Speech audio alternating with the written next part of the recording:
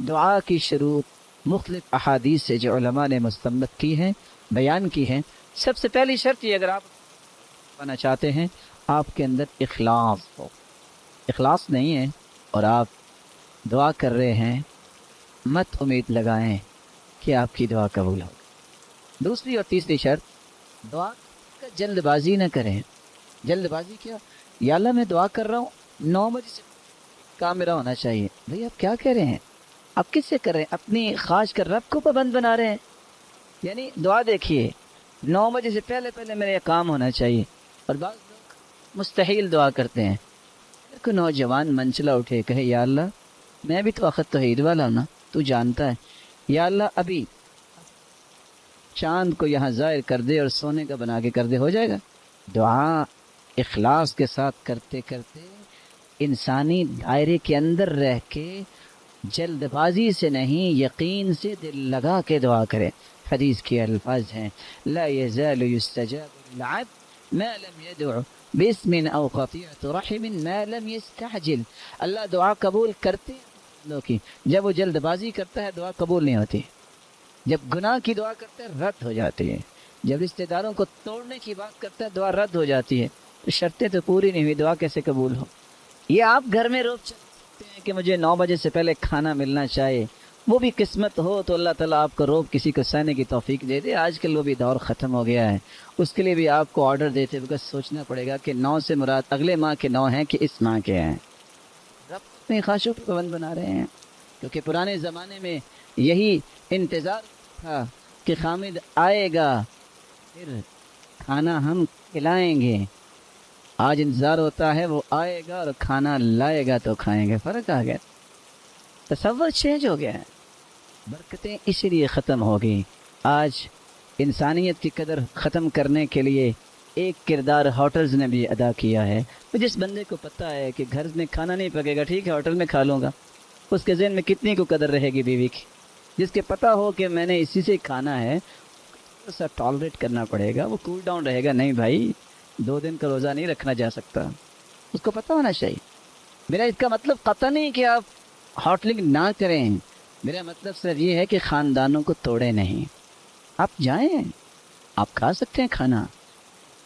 دوسرا جو کسی کے ذہن میں نہیں، جو میں پیش کرنے جا رہا ہوں، آپ کی بیوی تو آپ کے سامنے نماز پڑھتی ہے اور وضو کرتی ہے، آپ کو پتہ ہے جو کھانا پکانے والے ہیں وہ کتنے نمازی ہیں، وضو کرتے ہیں کہ نہیں کرتے، پتہ ہے آپ کو؟ لیکن اس میں غصہ کرنے والی تھوڑی سی گہرائی میں جائیں، آپ کو بہت کچھ ملے گا۔ آپ اپنی عظمت کے نشان کو مٹانے کی کوشش نہ کریں، عظمتوں کے نشان للہیت سے باقی رہتے ہیں، اس کو مٹانا نہیں چاہیے۔ چوتھی شرط، آپ کو دل جمی سے دعا کرنی چاہیے، سمجھانے کی غرض سے، کسی کی توہین مقصود نہیں ہے۔ آپ ایک لمحے کے لیے میری طرف دیکھیے گا، اس طرح کی دعا جو حدیث میں آتی ہے، ان اللہ لا يقبل دعاء من قلب غافل لاہن، غفلت کرنے والا دل، لاپرواہی کرنے والے دل کی دعا قبول نہیں ہوتی۔ ہاتھ اٹھے ہوئے ہیں اور دیکھ رہے ہیں کتنے پنکھے ہیں، ہاں گھر میں بھی دعا ہو رہی ہے، اے ذرا پانی لے کے آنا، بھی آپ تو اللہ سے کلام کر رہے تھے، آپ چائے کے رکھتے نا میں لیٹ ہو رہا ہوں، بھی اللہ سے آپ کلام کر رہے ہیں، آپ کو چائے کی پڑی، پہلے چائے پی لیں پھر آپ۔ غفلت، لاپرواہی جو کرنے والا دل ہے اس کی دعا قبول نہیں ہوتی۔ غفلت دور کریں، آپ ارتکاز کریں، اپنے رب سے ہم کلام ہو رہا ہو۔ اس طرح کی باتیں آپ جو ہیں وہ محترم اور معزز عدالت کے سامنے کر سکتے ہیں، جو ہم کے لیے قابل احترام ہے، ہم سب کے لیے عدالتیں، لیکن عدالت کے سامنے کھڑے ہو کے ایسے کو کر سکتا ہے کہ جج صاحب آپ سے مخاطب ہوں، جی بتائیں کیا ہے، تو آپ دیکھ رہے ہوں یہ پنکھا پتہ نہیں کون سا ہے، کیا کہیں گے آپ؟ تو گواہی کی بجائے مہمان بنانے کے لیے فوراً آرڈر جاری کریں گے کہ مہمان اچھا مجھے لگا ہے، اس کی میزبانی کا حق ہمیں حاصل ہے، تو ان کو ہمارے پاس مہمان کے طور پہ چھوڑ دیں۔ اللہ کے سامنے آپ بیٹھے ہیں، اللہ سے ہم کلام ہو رہے ہیں، دل لگا کے دعا کریں۔ پانچویں چیز، رسول اکرم صلی اللہ علیہ وآلہ وسلم درود نہیں پڑھتے دعا میں، آپ کی دعا قبول نہیں ہوتی۔ دعا قبول نہیں ہوتی جب تک آپ درود نہیں پڑھتے، دعا آسمان تک پہنچتی نہیں ہے جب تک آپ درود نہیں پڑھتے۔ تو جو شخص درود نہیں پڑھتا اور امید لگا کے بیٹھا ہے، اور کس چیز کی امید لگا کے بیٹھا؟ جس کا مال حرام کا ہے اس کی دعا قبول نہیں ہوتی۔ یہ کیسے ہوگا کہ انسان حرام مال بھی کھائے اور دعائیں بھی قبول ہو جائیں؟ شریعت چینج نہیں ہو سکتی۔ میں لمبی حدیث آتے ہیں آپ کے سامنے دوبارہ سے پیش کر دیتا ہوں۔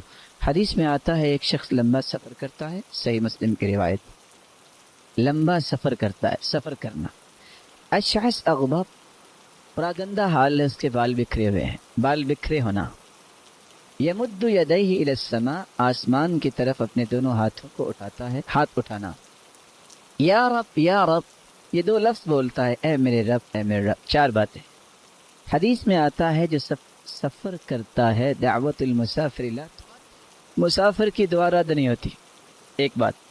دوسری بات، اشعث اغبر مدفوع بالباب لو اقسم علی اللہ لابرہ، کچھ ایسے لوگ بھی سادہ ہوتے ہیں، بال بکھرے ہوئے ہیں، وہ قسم ڈال دیں اللہ پہ تو اللہ قسم پوری کر دیتا ہے۔ تیسری بات، ہاتھ اٹھانا، آپ نے ابھی حدیث سنی، بندہ جب ہاتھ اٹھاتا ہے تو اللہ خالی واپس نہیں لوٹاتا بلکہ معاف بھی کرتا ہے، بھر کے واپس کرتا ہے۔ چوتھی بات، یا رب یا رب، حدیث میں آتا ہے جب وضو کرے پڑھ کے رب اغفر لی، پھر لے کہہ دے، اللہ فرماتے ہیں فرشتہ گواہ رہنا جو کچھ اس نے کیا ہے میں نے معاف کر دیا۔ لیکن یہ شخص چاروں کام کرتا ہے، لیکن چار کام اور بھی اس نے کیے ہیں، مطعمہ حرام، اس کا کھانا حرام کا ہے، مشربہ حرام، اس کا پینا حرام کا ہے، ملبسہ حرام، اس کا لباس حرام کا ہے، وغذی بالحرام، اس کی غذا حرام کی ہے، فأنا یستجاب لذلک، اس کی دعا اللہ کیسے قبول کریں گے؟ تو حرام مال کے ساتھ میرے معزز اور میرے محترم دعا قبول نہیں ہوتی۔